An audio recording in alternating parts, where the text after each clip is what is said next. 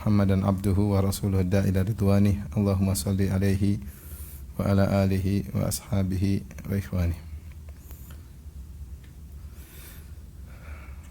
Ikhwan dan akhwat yang dirahmati Allah Subhanahu wa taala, pada kesempatan kali ini kita akan membahas hal-hal yang disangka tidak boleh di bulan Ramadan atau disangka membatalkan puasa, namun ternyata tidak membatalkan puasa. Dan itu sangat banyak yang disalah sangka oleh masyarakat ya. Kita sebutin satu persatu insyaallah taala. Yang pertama, sebagian menyangka bahwasanya kalau seorang mendapati adzan subuh dalam kondisi junub maka puasanya tidak sah. Itu adalah persangkaan yang salah. Karena Nabi sallallahu alaihi wasallam sendiri pernah mendapati subuh dalam kondisi masih junub dan belum mandi junub. Aisyah radhiyallahu taala anha dan Ummu Salamah radhiyallahu anha pernah berkata, "Anna Rasulullah sallallahu alaihi wasallam kana yudrikuhul fajr wa huwa junubun min ahlihi, thumma yaktasilu wa yasum." Adalah Rasulullah sallallahu alaihi wasallam mendapati fajar yaitu adzan subuh sementara beliau dalam kondisi junub karena berhubungan dengan istrinya. Karena berhubungan dengan istrinya, Rasulullah SAW berhubungan dengan istrinya, belum sempat mandi junub, tahu-tahu sudah adzan subuh. Apakah seorang boleh puasa? Boleh, tetap boleh puasa. Tapi kalau sholat subuh harus mandi dulu. Kalau mau sholat subuh harus mandi dulu. Adapun kalau puasanya mendapati fajar dalam kondisi junub maka tidak jadi masalah. Ini yang pertama. Yang kedua, maka dikiaskan juga terhadap wanita haid. Sebagian wanita menyangka kalau dia sudah bersih terus belum sempat mandi besar sementara sudah adzan subuh, dia menyangka bahwasanya puasanya tidak sah. Padahal tidak mengapa, karena seorang wanita bisa jadi dia bersih misalnya jam 4 subuh. Jam 4 subuh dia cek ternyata bersih. Maka dia belum sempat mandi besar, kemudian dia makan sahur, kemudian dia mendapati azan subuh. Mendapati azan subuh dalam kondisi masih haid, maka dalam kondisi belum mandi besar tapi sudah suci, maka tidak mengapa. Yang penting dia niat puasa sebelum azan subuh. Para ulama mengatakan dikiaskan dengan junub karena sama-sama hadas besar. Rasulullah SAW ketika mendapati fajar dalam kondisi junub tetap sah puasanya, maka demikian juga wanita yang sudah bersih dari haid kalau belum sempat mandi besar kemudian dia niat puasa dan mendapati adzan subuh belum mandi besar, tetap puasanya sah. Dan ini perkara ijma' disepakati oleh para ulama, tidak ada khilaf di kalangan para ulama. Tapi di antara hal yang tidak juga membatalkan puasa, disangka membatalkan puasa. Nomor berapa ini? Nomor 3. Yaitu seorang tidur kemudian dia ihtilam. Ihtilam itu mimpi basah. Dia bangun tahu-tahu mimpi basah. Apakah puasanya batal? Jawabannya tidak.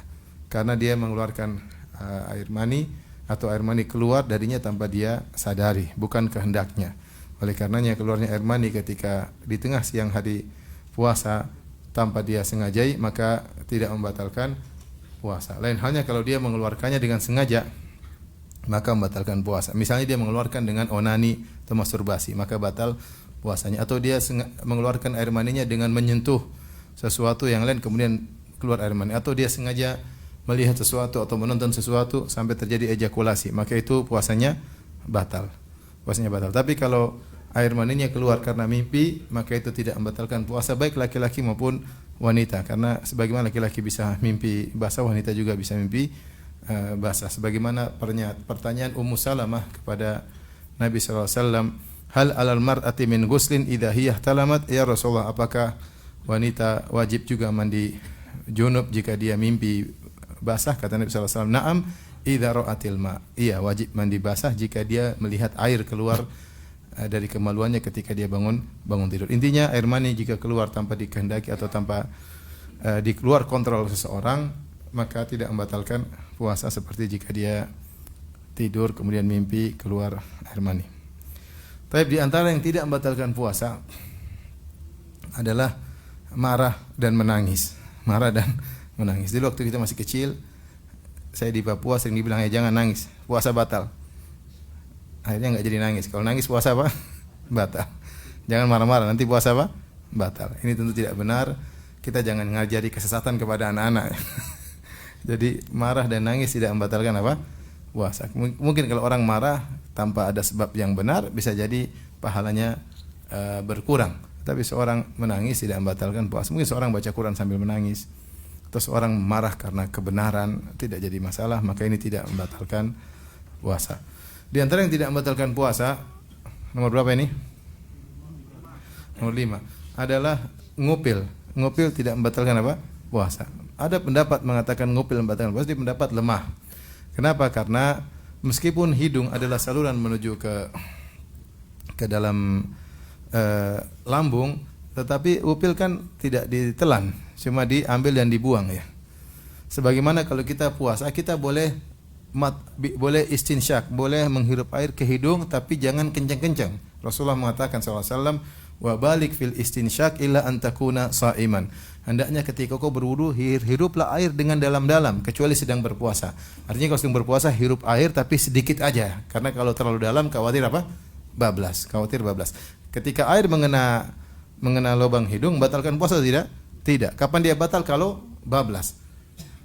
Kalau tidak bablas, maka tidak membatalkan puasa. Demikian juga kalau seorang ngupil, dia masukkan jarinya ke dalam hidung, maka tidak membatalkan puasa. Kecuali kalau upilnya dirasa, baru membatalkan puasa. Kalau dia cuma ngupil, dia buang keluar, tidak membatalkan puasa. Ini yang keberapa ini? 6. Yang ketujuh juga disebut oleh sebagian orang mengatakan, siapa yang ngorek-ngorek kotoran telinga membatalkan puasa. Mereka mengatakan kadar jari kalau masuk di telinga dengan kadar tertentu maka membatalkan puasa. Jawabannya tidak. Jawabannya tidak sama sekali membatalkan puasa. Kenapa? Karena tidak ada saluran dari telinga menuju kerongkongan, tidak ada. Tidak ada saluran dari telinga menuju apa? Kerongkongan. Kalau hidung benar ada salurannya. Saluran makan cuma 2, mulut sama apa? Hidung. Adapun kalau telinga, kemasukan air telinga tidak membatalkan puasa, apalagi hanya sekedar misalnya ngorek-ngorek kotoran telinga kemudian dikeluarkan, maka ini tidak membatalkan puasa. Demikian juga di antara yang tidak membatalkan puasa, yang keberapa? Keberapa? Ke-8. 8 ya? 7 ya? Serana apa? Sebagian ada yang berlebihan mengatakan, ini terdapat dalam sebagian buku. Mereka mengatakan tidak boleh seorang kalau ketika berpuasa dia cebok di siang hari dengan masukkan jarinya ke duburnya. Kapan dia masukkan jarinya ke duburnya, maka batal puasanya. Karena berarti ada sesuatu yang masuk dalam rongga tubuhnya. Ya. Ini juga terlalu berlebihan, sehingga kalau mau buang air hendaknya di malam hari. Agak repot juga. Saya rasa tidak seperti itu ya. Karena yang batalkan puasa itu makan dan minum. Makan dan minum. Allah Subhanahu wa taala menyebutkan 3 pembatal puasa dalam Al-Qur'an. Allah mengatakan fal ana bashiruhunna wabtagu ma kataballahu lakum wa kulu washrabu hatta yatabayyana lakumul khaytul abyadu minal khaytil aswadi minal fajr thumma atimus siyama ilal lail. Kata Allah, sekarang di malam hari silakan gauli istri-istri kalian. Bergaul di malam hari boleh. Wa kulu washrabu, makan dan minum, enggak apa-apa sampai terbit fajar. Thumma atimus siyama ilal, kemudian berpuasalah setelah terbit fajar sampai malam. Berarti yang larang itu jima, makan dan minum. Maka semua yang maknanya makan dan minum maka membatalkan puasa. Adapun jika tidak bermakna makan dan minum maka tidak membatalkan puasa. Dari sini di antara hal yang disangka membatalkan puasa ternyata tidak adalah suntik obat. Suntik obat tidak membatalkan puasa. Suntik atau sesuatu dimasukkan dalam tubuh ada 2. Pertama yang fungsinya seperti makan dan minum, maka itu membatalkan puasa. Contohnya impus. Impus fungsinya pengganti makan dan minum. Orang lemah kalau lagi sakit dikasih apa? Impus. Impus ini dia berfungsi seperti makan dan minum, maka siapa yang diinfus puasanya batal. Ini pun ada khilaf, tapi pendapat yang lebih kuat batal. Kenapa? Karena dia menempati posisi makan dan minum. Adapun kalau suntik, misalnya suntik insulin atau suntik obat, suntik apa kayak suntik bius, maka ini atau suntik apapun yang bukan merupakan fungsinya makan dan minum, pengganti gizi makan minum, maka tidak membatalkan puasa. Maka tidak membatalkan puasa. Banyak tanya, Ustaz, kalau saya lagi puasa kemudian saya suntik insulin batal tidak? Jawabannya tidak, karena insulin fungsinya bukan pengganti makan dan minum. Baik, di antara yang juga disangka membatalkan puasa ternyata tidak. Sebagian obat-obatan misalnya obat yang ini berapa sekarang? 9. Obat tetes mata. Obat tetes mata tidak membatalkan puasa. Kenapa? Karena tidak ada saluran dari mata menuju kerongkongan. Tidak ada saluran dari mata menuju kerongkongan. Jika seorang memakai obat tetes mata tidak membatalkan puasa. Demikian juga obat tetes telinga. Tidak ada saluran dari telinga menuju ke kerongkongan. Oleh karenanya tidak membatalkan puasa. Seorang berusaha menghindar, tapi terkadang seorang butuh untuk berobat. Kalau dia bisa menghindar dilakukan di malam hari itu lebih baik. Tapi kalau dia ternyata harus melakukannya di siang hari, maka hal itu tidak membatalkan puasa karena tidak ada saluran dari telinga menuju kerongkongan. Yang membatalkan puasa adalah yang masuk ke mulut, kerongkongan masuk ke lambung. Itu namanya makan dan minum. Di antara yang tidak membatalkan puasa juga adalah Ventolin ya, yang digunakan oleh orang asma. Ketika dia terkena asma maka dia menyemprotkan oksigen yang berisi obat-obatan di mulutnya. Benar, salurannya saluran makan dan minum. Tetapi yang keluar adalah oksigen bercampur dengan obat-obat. Obat-obat tersebut kemungkinannya kecil sampai ke lambung karena tujuannya adalah di paru-paru. Obat tersebut tujuannya adalah di paru-paru, bukan ke lambung. Sementara namanya makan dan minum adalah masuk sampai ke lambung. Sehingga para ulama mengatakan kalaupun ada sedikit yang masuk maka dimaafkan. Sehingga obat yang digunakan oleh orang yang sedang kena asma dengan disemprotkan ke mulutnya tidak membatalkan puasa karena itu bukan makan dan minum. Adapun kalau ada sedikit yang masuk maka itu dimaafkan. Sebagaimana yang tidak membatalkan puasa berikutnya adalah kumur-kumur. Kumur-kumur tidak membatalkan puasa. Yang penting jangan ditelan.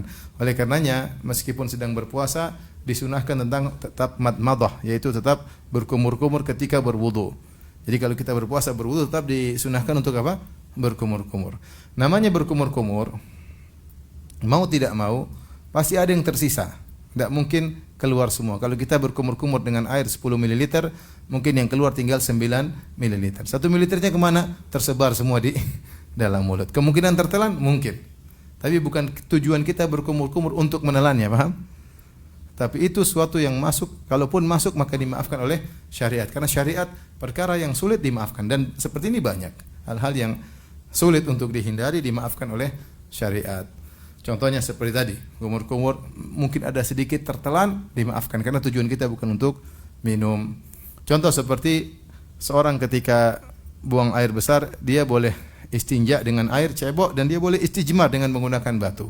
Sudah dipastikan kalau orang ketika buang air besar kemudian dia bersihkan dengan batu, pasti ada sisanya. Enggak mungkin enggak ada sisa. Ada sisanya enggak? Belum pernah coba tuh? Sama, saya juga belum pernah. Tapi pasti ada sisanya karena batu tidak akan bisa membersihkan secara bersih. Pasti ada sisanya. Tapi sisanya itu dimaafkan oleh syariat. Sisanya tersebut karena sulit untuk dihindari dan sulit untuk bersih total, susah. Sedikitnya itu dihindari. Demikian juga para fuqaha mengatakan kalau orang buang air kecil, kemudian dia sudah berusaha menghindar, sudah menjauh, tahu-tahu ada percikan tidak kelihatan oleh mata, tapi kalau pakai mikroskop kelihatan.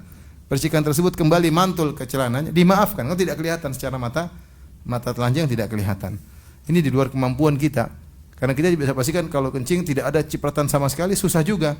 Mungkin ada cipratan, tapi sangat sedikit dan tidak terlihat oleh mata. Menurut mazhab Syafi'i dimaafkan. Ini contoh, maksudnya para fuqaha mengatakan sesuatu yang sedikit dimaafkan. Termasuk di antaranya kalau seorang berkumur-kumur, kemudian dia keluarkan airnya masih tersisa sedikit, misalnya setengah mili, kemudian tanpa sengaja tertelan, maka itu dimaafkan, tidak membatalkan puasa. Maka demikian pula dikiaskan dengan orang yang ketika memakai Ventolin obat tersebut, mungkin ada obat yang masuk, itu pun sampai paru-paru. Kalaupun masuk ke dalam lambung, maka sangat sedikit dan itu dimaafkan karena tujuannya bukan untuk makan dan minum. Ini pendapat yang lebih kuat di kalangan para ahli fikih. Baik, yang berikutnya yang diperbolehkan dan tidak membatalkan puasa adalah bersiwak. Bersiwak ketika sedang berpuasa. Para ulama sepakat kalau bersiwak di pagi hari sebelum zawal, sebelum zuhur, maka siwak disunahkan meskipun orang yang berpuasa. Hanya saja mereka khilaf kalau sudah zawal, sudah salat duhur, apakah masih boleh bersiwak? Sebagian mengatakan tetap disunahkan, sebagian mengatakan makruh.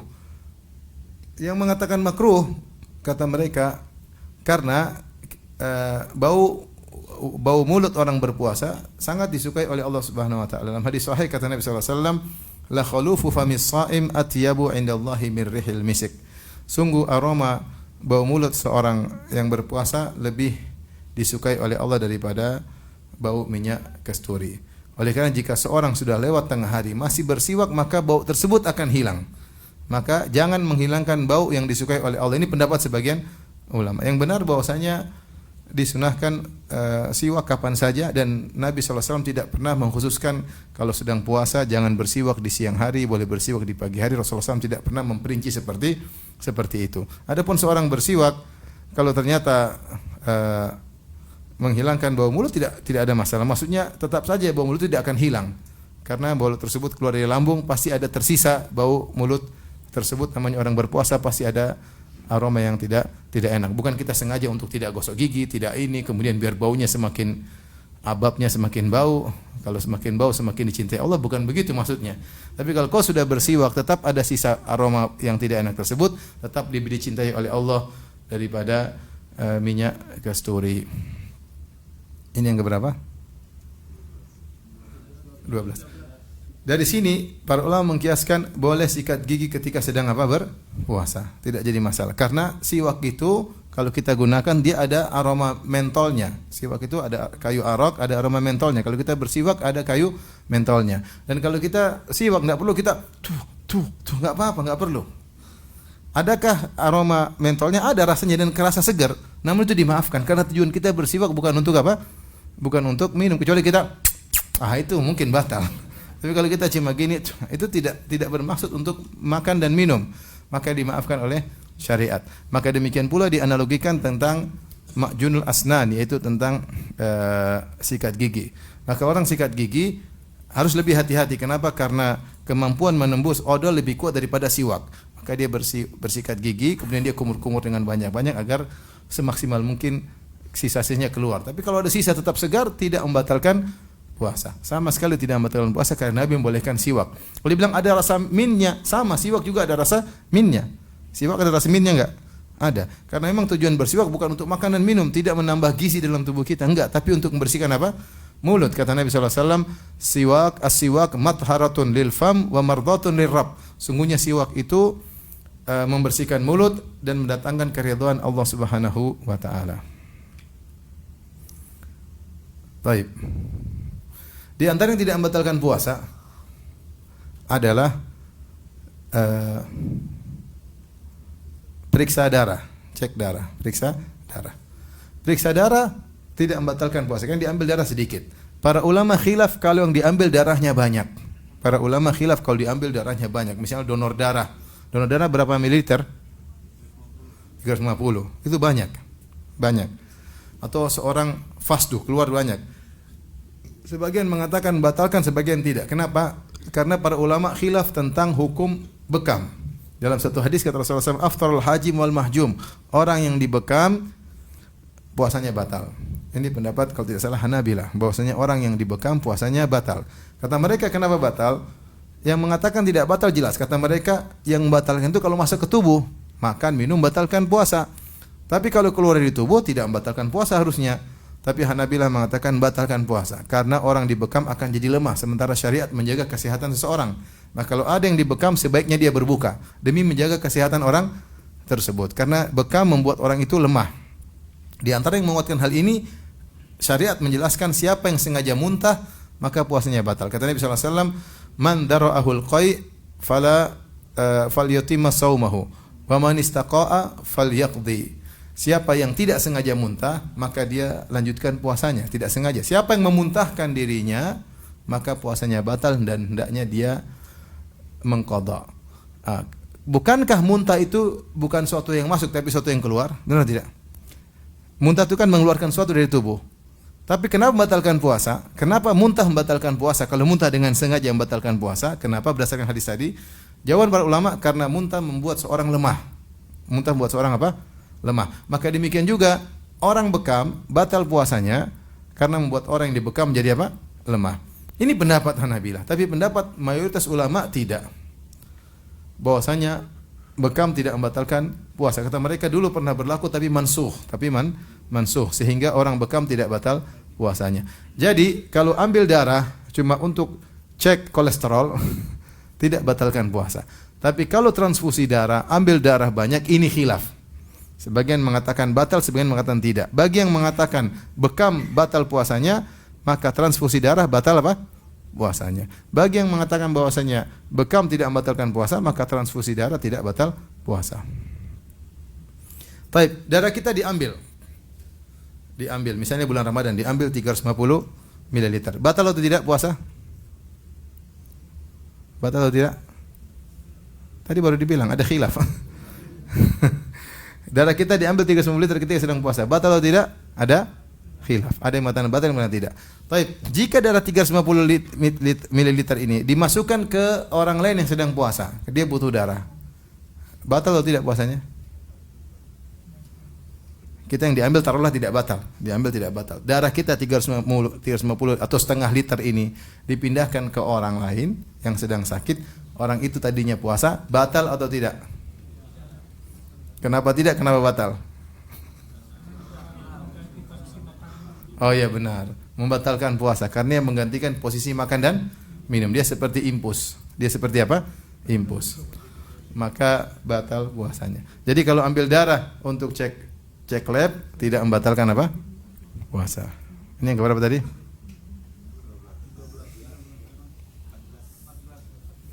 14. Yang berikutnya di antara yang tidak membatalkan puasa adalah mandi dan berdingin-dingin. Berendam tubuh tidak membatalkan puasa. Terutama kalau di daerah musim kering seperti di Arab, kalau sudah musim panas sangat panas sekali, apalagi zaman dahulu tidak ada AC, maka sangat panas. Orang belum tentu kuat di tengah panas yang sangat terik seperti di Madinah atau di Mekah, panas bisa sampai 48 derajat. Itu kalau taruh telur bisa setengah matang ya. 48 derajat panas sekali. Panas sekali. Dan seorang belum tentu kuat menghadapi musim panas. Musim panas kemudian waktu puasanya panjang. Malamnya cepat, siangnya apa? Panjang. Maka belum tentu orang kuat. Maka seandainya seorang mengalami seperti ini, maka dia boleh berendam supaya mengurangi kesulitan yang dia hadapi. Terlebih lagi seperti di daerah yang sudah panas ternyata lembab, itu lebih parah lagi. Seperti di Jubail, di Dammam, itu sudah panas, lembab. Kita aja keluar sedikit keringat langsung, baru keluar sedikit sudah keringat. Orang mudah sekali dehidrasi kalau di sana. Maka kalau orang kemudian berusaha biar kuat puasa, dia berendam, itu maka tidak jadi masalah. Dalam hadis dari sebagian sahabat Nabi sallallahu alaihi wasallam berkata, "Laqad ra'aitu Rasulullah sallallahu alaihi wasallam bil arji yasubbul ma'a ala ra'si wa huwa sha'im min al-'atshi aw min al-harri." Sungguh aku telah melihat Rasulullah SAW di sebuah tempat namanya Al-Arji. Beliau mengguyurkan air di atas kepalanya padahal beliau sedang berpuasa. Kenapa beliau mengguyurkan air di kepalanya? Karena dahaga dan karena panas yang sangat terik. Jadi tidak mengapa seorang berendam kalau kepanasan main di kolam renang ya. Yang penting jangan diminum air kaporitnya ya. Baik, yang berikutnya di antara yang tidak membatalkan puasa adalah mencicipi makanan, tapi jangan ditelan. Mencicipi makanan, ibu-ibu yang sedang masak, cicipi makanan dibuang lagi, tidak jadi masalah karena tidak tertelan. Kalau telan batal ya. Tapi kalau cuma dicicipi buang lagi air liurnya, maka tidak membatalkan puasa. Ini diriwayatkan dari Ibnu Abbas radhiyallahu anhuma. Dari Ibnu Abbas radhiyallahu anhuma beliau berkata, "La ba'sa an yatata'amal qidar aw syai'." Tidak mengapa seorang mencicipi dari panci yang sedang dia masak, dia boleh cicipi masakannya, kemudian dia buang kembali. Maka ini tidak membatalkan puasa. Di antara hal yang disangka membatalkan puasa, ternyata tidak, adalah menelan air liur. Air liur tidak membatalkan puasa. Air liur tidak membatalkan apa? Puasa. Bahkan kalau sudah keluar diisap lagi gimana? Menurut mazhab Hanafiyah, kalau air liur sudah keluar, terus dia tarik lagi sebelum putus, dia sedot lagi, tidak batal puasa. Mungkin terjadi orang sedang tidur, tahu-tahu dia tarik lagi, masuk lagi. Batal enggak puasanya? Enggak, karena masih bersambung, kemudian ditarik lagi kembali. Ini menurut mazhab Hanafiyah. Tapi kalau sudah putus dia ambil lagi, itu batal jelas. Jadi air liur kalau udah keluar, diambil masukin lagi batal. Tapi kalau belum keluar atau pas keluar disedot kembali, tidak membatalkan apa? Puasa. Jadi sebagian orang puasa buang udah terus. Enggak apa-apa. Kamu tidak sedang makan dan minum, paham? Yang batalkan puasa makan dan ini tuh air liurmu sendiri, enggak ada masalah. Jadi menelan air liur tidak membatalkan puasa. Ini yang keberapa?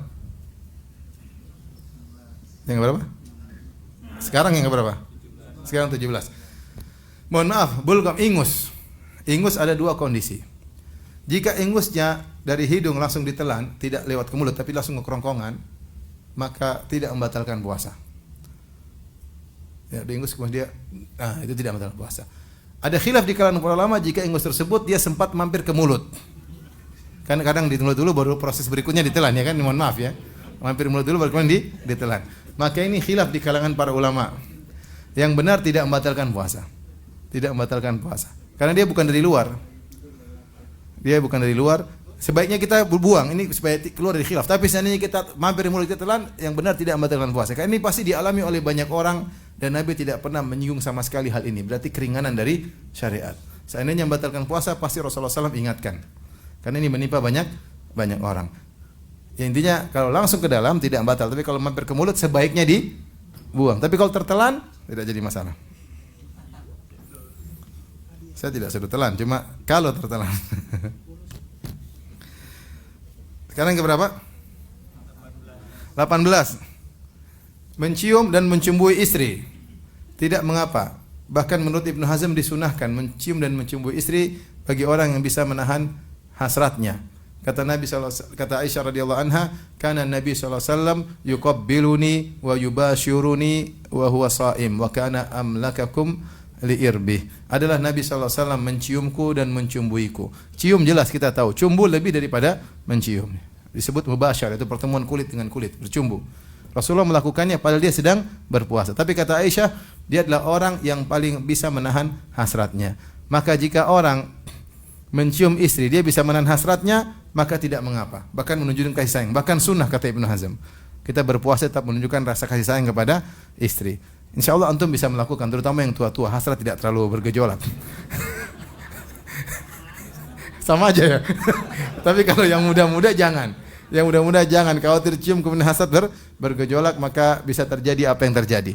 Oleh karenanya tidak mengapa. Adapun kalau dia masih muda, makruh, hendaknya dia menjauh karena dia jangan membuka pintu yang buat dia bisa terjebak. Karena orang kalau sudah berhasrat, maka 2/3 otaknya hilang, bahkan terkadang hilang semua. Oleh karenanya kalau tua aman insyaallah. Tua itu maksudnya berapa? 60 ya, 60 ya. 60 ke atas. 60 ke bawah setengah tua. Bisa aja. Baik, jadi mencium tidak membatalkan puasa, mencumbu juga tidak membatalkan apa? Puasa. Demikian juga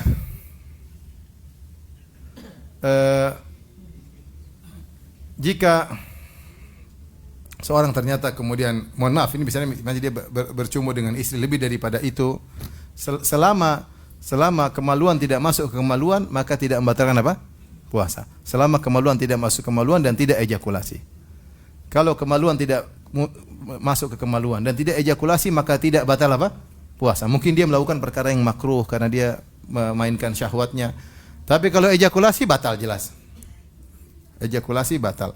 Selama terpenuhi 2 syarat, tidak ejakulasi dan tidak ada kemaluan masuk ke kemaluan, maka tidak membatalkan puasa. Tapi sekarang yang keberapa? 19. Pakai minyak wangi dan mencium aroma minyak wangi tidak membatalkan puasa. Karena dia cuma aroma, tidak ada suatu zat yang masuk. Meskipun hidung adalah saluran menuju ke lambung, namun ketika kita cium minyak wangi tidak ada apa-apa, tidak ada suatu zat yang masuk kemudian menjadi gizi dalam tubuh kita, enggak ada. Oleh karenanya mencium minyak wangi, pakai minyak wangi tidak membatalkan puasa. Para ulama khilaf kalau mencium bahur. Bahur itu gaharu. Itu karena gaharu itu asap seperti ada benda yang masuk. Maka khilaf di kalangan para ulama. Ada yang mengatakan batalkan puasa, ada yang mengatakan tidak membatalkan apa? Puasa. Lebih baik kita menjauh. Tapi kalau minyak wangi biasa yang tidak ada asapnya, maka tidak membatalkan apa? Puasa.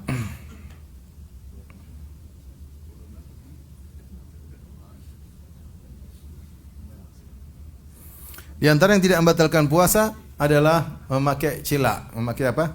Cila, iktihal. Ini tidak jadi masalah, ya. Celak ya, pakai celak. Karena saya katakan tadi tidak ada apa namanya? Saluran dari mata menuju kerongkongan. Benar ketika seorang memakai sesuatu di celak, pakai di mata, terkadang ada rasa pahit dia rasa, tapi itu bukan apa? Bukan masuk ke kerongkongan. Cuma sarafnya atau sesuatu yang dia rasa, tapi tidak sampai ke kerongkongan. Karena tidak ditemukan saluran dari mata ke kerongkongan. Orang kalau sakit pun paling dia makan dari hidung atau dari saluran mulut. Adapun dari mata tidak pernah ya.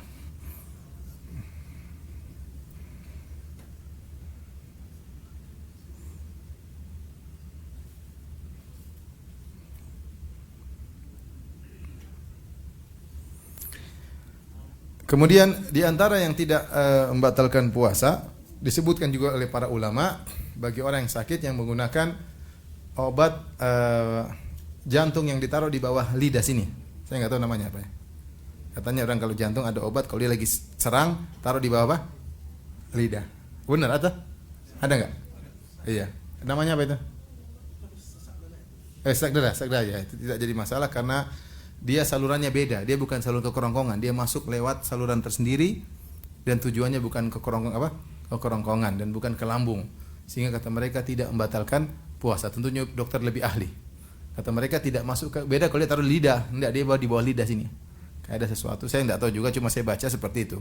Ini diteliti tidak larinya tidak lari ke dalam lambung, tapi dia cuma ada mungkin saluran khusus di bawah lidah yang tujuannya mungkin ke tempat lain, entah ke paru-paru, entah ke jantung, entah yang lainnya.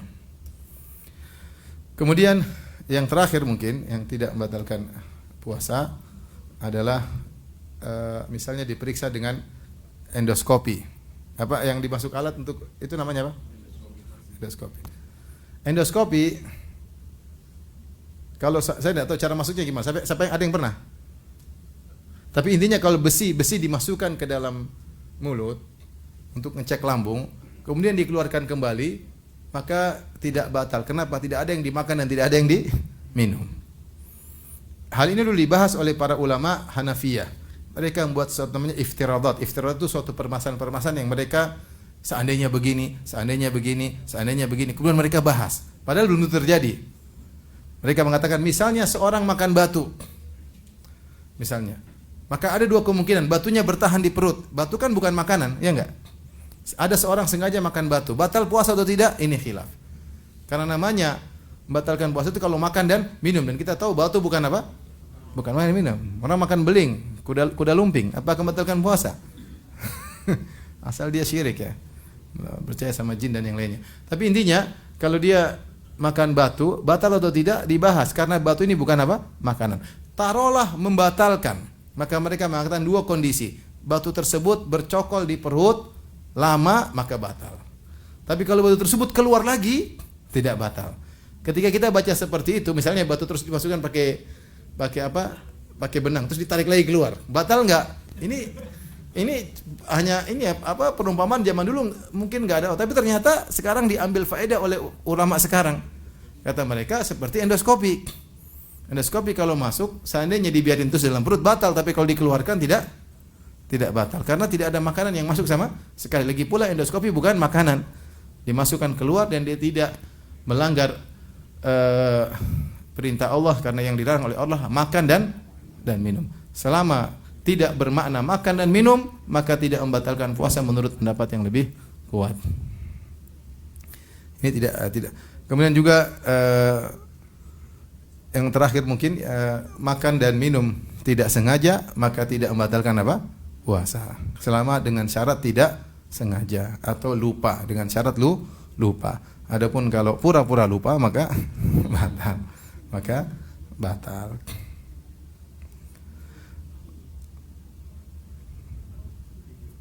Baik. Ini mungkin yang bisa sampaikan. Ada berapa poin? Cukuplah 23, jangan banyak-banyak.